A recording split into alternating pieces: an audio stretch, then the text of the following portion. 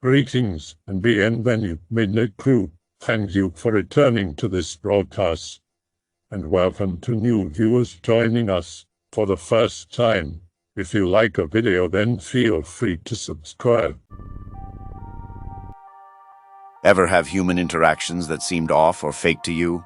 Be me working overtime. The last person to leave the office hadn't eaten all day. Hungry, so I decided to pull over to a Wendy's at about midnight. The only person in there other than the guy working with his back turned to me. I ask if they're still open. Guy gets startled, turns around and looks like he's terrified of me. Eyes open wide like saucers. He mumbles, "No, we're closed."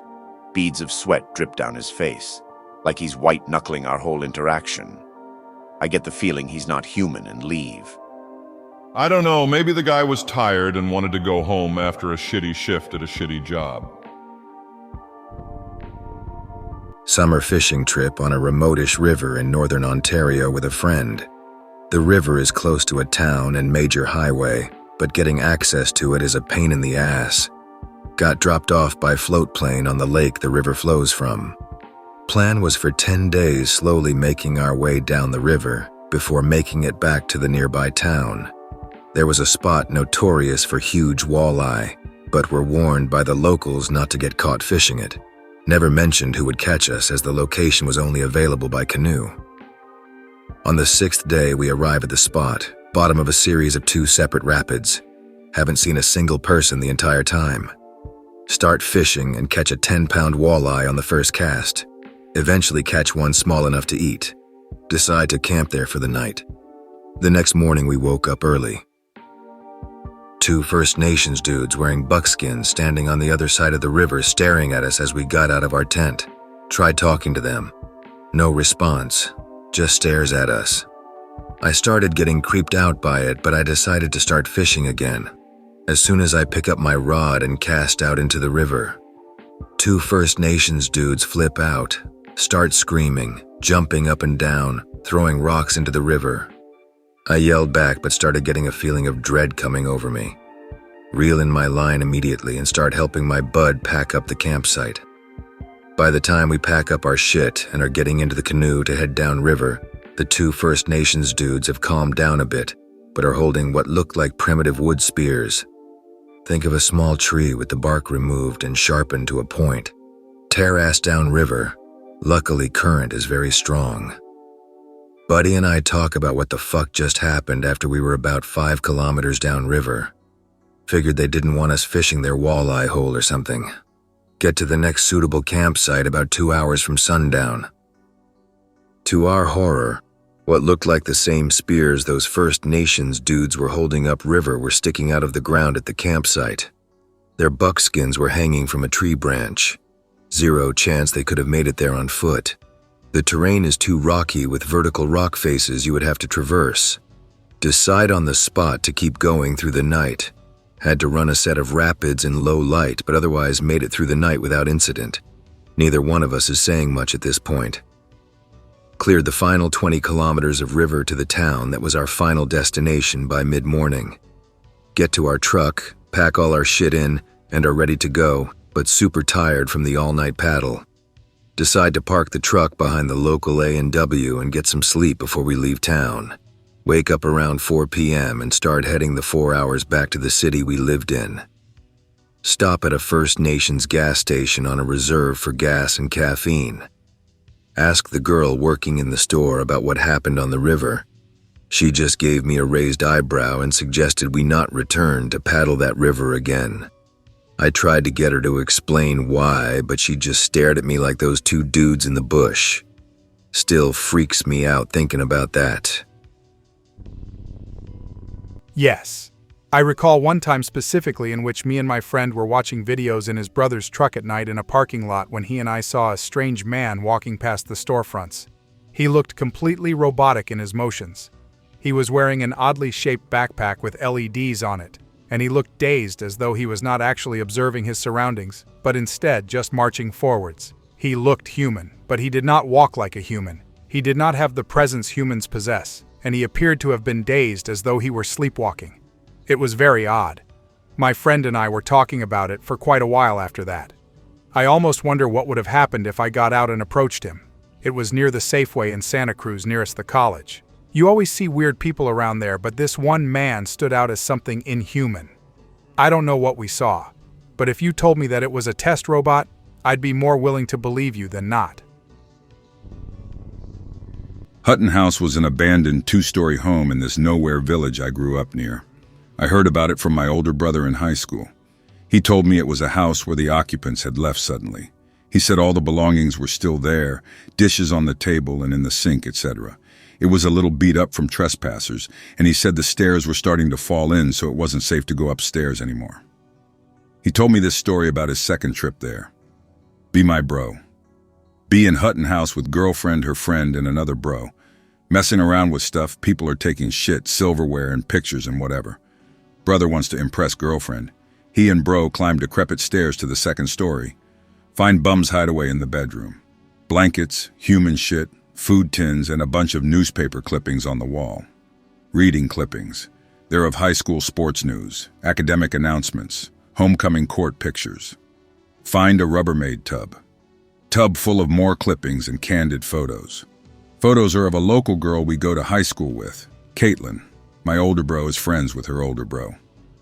Looks through photos, back to clippings on wall, all of Caitlin. Most are of her outside the school playing tennis and cheerleading or whatever, but a few are the outside of her house. Nope, the hell out, too scared to take clippings because they're cowards and scared bum will know it was them. They tell Caitlin's bro. He goes out to house with them the week after. All the Caitlin shit got burned up in a waste bin in the middle of the same room. I don't think they ever told Caitlin she didn't know she had a serious stalker. I have more from the house. I was kind of obsessed with it for a while. There were different rumors about why the house had been abandoned suddenly. The family had had children, and the assumption based on the condition of the house and local legend was that they had all disappeared overnight. The family's 2 cars, however, were still in the garage. Most people said that it was mafia-related. The dad started working for a sketchy guy with mob connections, got more and more involved, messed up somehow one day and either stole from them and got his family the F out of there and did a great job covering their tracks, or the mob guys took out the whole family overnight. Of course, all of this information came from a small group of misfits at my high school who had been there, and I don't know which of them heard of the house in the first place or from whom. I still haven't spoken to anyone actually living in the village except for the scary farm family that caught me out there one day. I also don't know how long the place had been abandoned because the cars were both from the early 70s but had been in the garage for years. Their model years could be a red herring if the dude was a collector. The word was that the interior of the house was decorated way 70s. I personally found a newspaper in the garage in great shape dated 1968.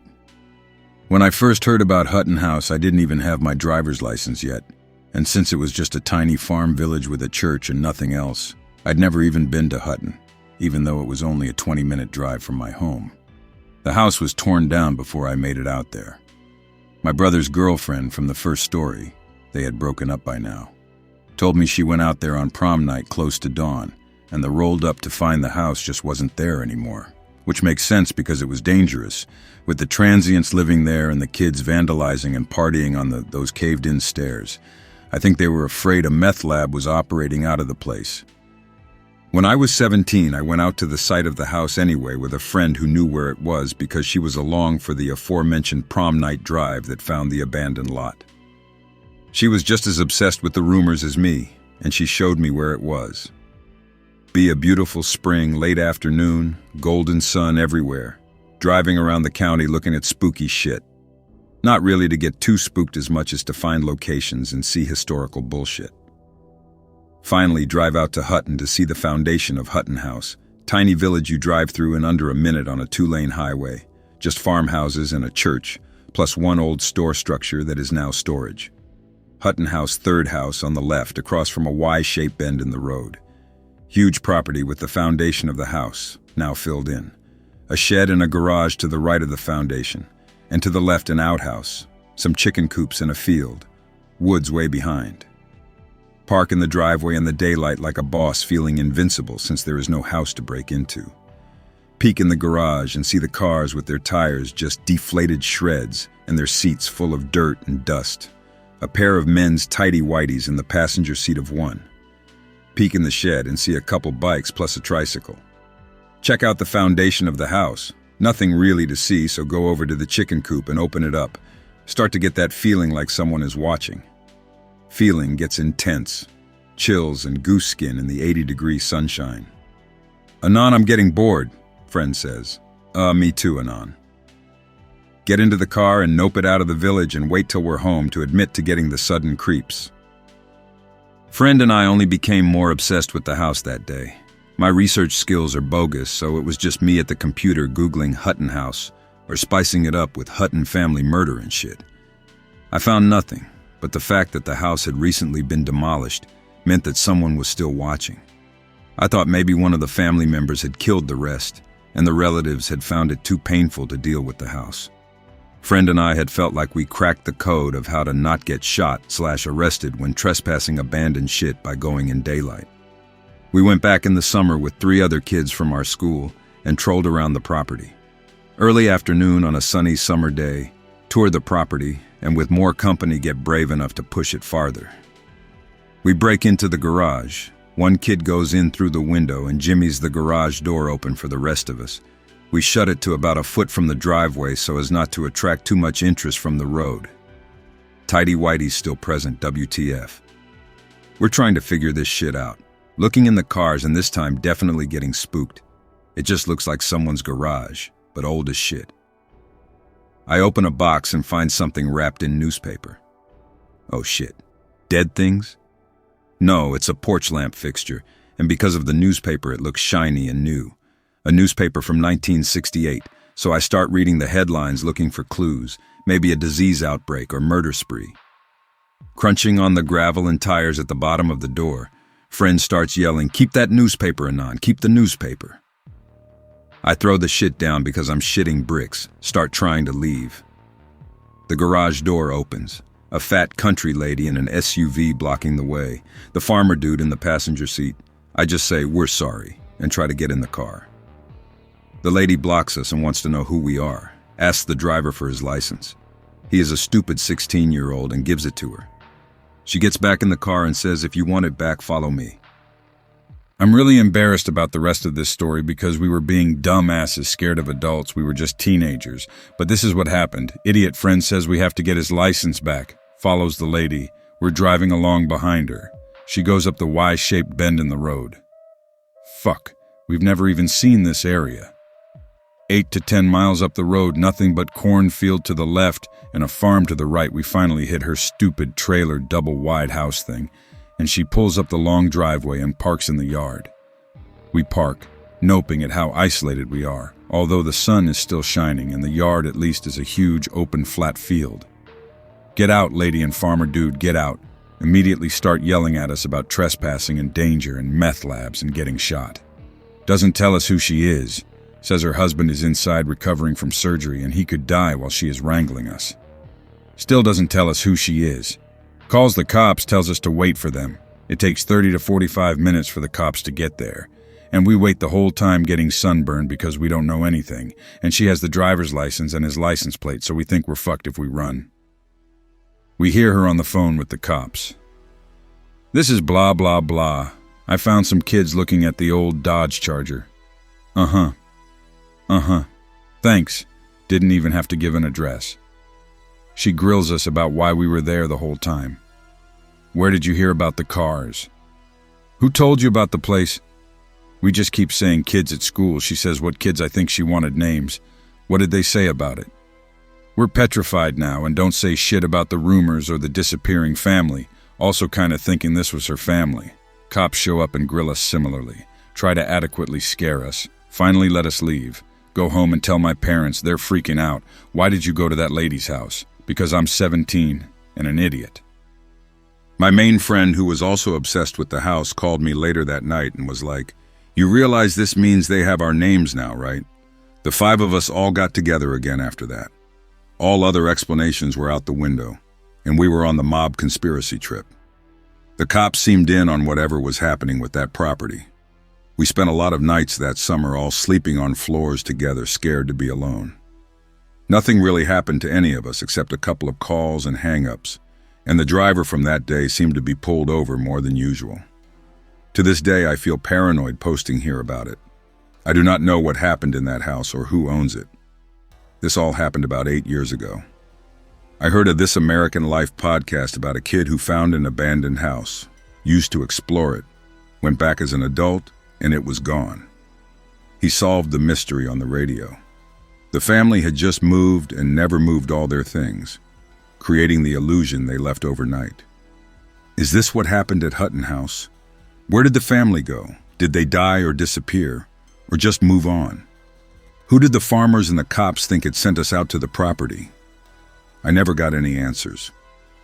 Cops and Hicks probably assumed you were sent out there for drug-related reasons. Makes sense they'd pull your friend over more if they thought he was a dealer or a tweaker. Country folk generally don't like trespassers, and especially teenage trespassers. All kids do is break shit, steal shit, burn shit, get high, and get drunk. You're lucky it wasn't their property, or they may have chased you off with rock salt from a shotgun. I'm an over-the-road trucker and have been for about 3 years now.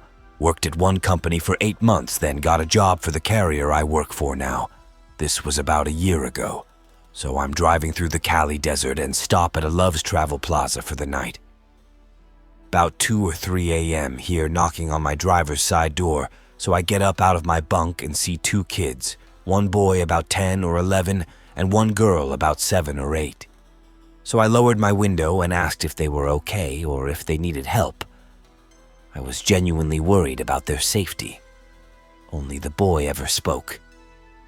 He asked if I could let them in my cab until their parents got there to pick them up.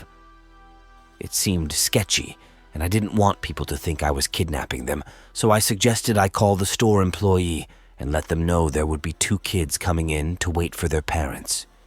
Well, he didn't like that. I couldn't see his eyes 'cause his head was facing downward, but I saw his mouth frown. He kept insisting I let them in, and every time I said no and offered an alternative, he would get angrier in tone and more persistent. So I told him I'd call the store as my initial plan, and that's final. He looked up at me with completely black eyes, and the girl looked up with the same eyes. I rolled my window up and crawled into my bunk and closed the curtain. Then, as I got over to look out my tinted bunk window, both their heads turned and looked right at me. I took a bunch of Advilpum and Tylenol PM, remotely locked my doors and hid under the covers till the sleep aid kicked in, and by the time morning came, they were nowhere to be seen. I don't remember which of these it was, but that general area. Be careful of sketchy job interviews, guys. Most businesses in my area are still closed down. Very few jobs, most friends are out of work. Close friend, let's call him Jose, calls me scared, breathing hard like he just ran a marathon. Tells me he almost got kidnapped at a job interview. What the fuck? I tell him to come to my house and explain. I offer to get him an Uber. He says he would rather walk because he's still scared of being kidnapped. He arrives at my place after 1 hour of walking and tells me the whole story. He was sending his CV to random businesses for months and finally got a reply for a position at a warehouse. They call him to his house, then tell him to go to a human resources firm that was contracted by the warehouse to screen candidates. The human resources people take x-rays and blood tests. They tell him it's to make sure only fit people get the job, because they had cases of unhealthy people suffering accidents carrying heavy stuff and then suing the warehouse. It makes sense, so he goes along with it and says yes. Then they tell him the exams will cost some money and that he has to pay. He's sketched out but agrees because he needs the job. Also, he hasn't seen a doctor in a while. He could use a checkup. A few days later, they email him his test results. They tell him the results are okay and that now they want to interview him in person. They tell him to go to an office in the city where he is interviewed. The interviewer says he has potential, but seems shy and timid. They tell him they want him to work on his social skills to make sure all the workers get along and avoid issues. They want him to pay for a seminar with a religious group the warehouse is affiliated with. It will take a few weeks, but it will help him improve his social skills and bond with his coworkers because nearly everyone at the warehouse had attended it. He says he can't afford it. The interviewer is disappointed but tells him they can discount the price of his seminar from his first paycheck. He agrees and gets the contact info of the religious group, which is called the Miracles of Jesus. They give him the address of a house in the suburbs. He goes there. The house looks completely new and high class. A guy wearing a suit with the physique of a bodybuilder is at the fence. This creeps him out. Why does a religious group need security like this? While deciding whether to enter or not, a guy from the group arrives at the door and greets him, tells him to come inside and walks him through the garden. He walks him into the interior of the house. The rooms have very little furniture, just some chairs here and there. He is creeped out. The guy tells him they will be studying the Bible and learning the passages, tells him his first assignment is to read a specific chapter in a silent room with no distractions, and then write a report about it. Opens a door and tells him to go down the stairs. At the bottom of the stairs there is another door. It leads into a room with no windows and a light bulb hanging from the ceiling. Jose gets scared and runs away. The religious guy runs after him. He leaves the house but sees the security guard at the front gate waiting for him. Runs into the garden and uses a chair to jump over the fence, then keeps running for an hour. What do you think they wanted? His organs? He doesn't want to call the police or anything. Anyone who charges you money and asks you to pay for anything associated with Jesus. They are deceivers and scam artists. Wisdom and understanding are forbidden from ever being charged to others as it is given freely by the Lord Most High. In your friend's stead, do this. Publicly find any social media related to this warehouse, and word for word blast them with this story, as your friend will be too scared. Be a good friend and do this, anonymously if you want. But don't be afraid. Use your name as strength to terrify them. Find the place of this job listing and the men and women involved and shame them on the streets. Get lawyers to threaten them with simple threats of misconduct. And out this address to the world. I cannot discern why they did this, and won't scream at you like it's organ harvesting or kidnapping. But your friend had to jump over obstacles to escape. This is serious. This guy was still more successful and got farther than any interview I've been to in the last 4 years. Be Driving on My Own by Devil's Tower, Wyoming. Decided to visit Montana for lunch, and so I can say that I've technically been to Montana. Pull up to Alzada, Montana Saloon. There's like one, so it's easy to look up if you want. There's one woman, presumably a worker, sitting on the other side of the bar texting. She doesn't acknowledge my presence. Nobody else is inside the bar. The sign clearly shows them open. Sit at a bar for a moment. Suddenly an old hag comes out from the back. Not a term that I like using, but she was old and really Karen-like. Super bara baggy eyes, long frizzled gray hair, massive tits. Frowned at me the whole time she took my order. Fried up the frozen burger with no pizzazz. Served it to me with a sigh. Dessous, it was a fine burger. Get the fuck out as soon as I paid. I've never felt so unwelcome at a bar during normal business hours in my life. I've been to rural bars where people are thrilled to have customers, or at least unbothered. The whole thing was a very weird experience. Mind you, this is supposedly a fairly busy bar for its more boondock location. I wasn't sure if the two people inside were even human by the time I left. Sup/X/ I was scrolling through social media, and this ad popped up. Freaked me out a bit since I have in fact seen a canine creature that is not supposed to exist. What's your take on this? How do they know? Should I share my story with these fuckers? Thanks. Went camping with a few friends. One of them and I are heavy smokers. We noticed we didn't have enough cigarettes for the night, so we went on a walk to the nearest town to find cigarettes. We found them, but it was nighttime now. On our way back, we come across a lady that stroked conversation and asked us what we were doing in town, etc. Suggests we take a shortcut to our campsite. It's through a dark crop field. No crops, though. Just a sketchy, dark trail in the middle of nowhere. We could barely see what we had in front of us thanks to the moonlight. My friend and I are terrified, but we soldier on and follow the trail. Eventually get to a big tree in the middle of nowhere, a clear silhouette of a man just standing there. Stop immediately and ask friend if he is seeing the same thing. He confirms, both shitting bricks, but we keep walking. As we get closer to the tree, the man crouches. Ask friend, he saw it. We get there. It's a dog staring at us. No bark, no nothing. He's just sitting there watching us. I omitted a couple of details. I wanted to make it short, but it definitely made the experience much more bizarre.